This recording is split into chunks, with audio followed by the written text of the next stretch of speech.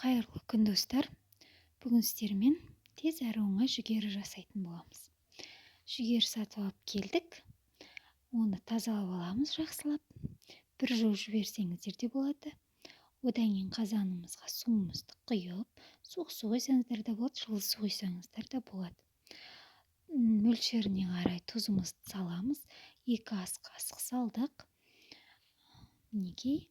Одан кейін жақсылап араластырып, сары май саламыз. Көріп тұрғандарыңыздай, мінекей шай қасықпен 1 қасық сары май салып жібердік. Сары май салуымыздың себебі дәмін келтіріп, жұмсақ қып пісіретін болады жүгеріні қытырлатып.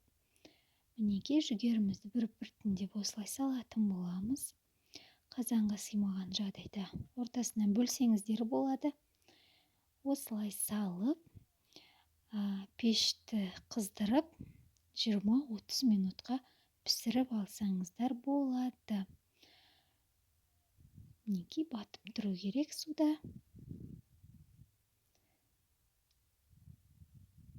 Қақпағын жауып, 20 минут, 30 минутқа қойып қоямыз. Қайнағаннан кейін бір бұрқ етіп, астын басып қоямыз. Мінекей жүгеріміз де дайын болды. Өте дәмді болып пісіпті. Жасап көріңіздер. Көп рахмет.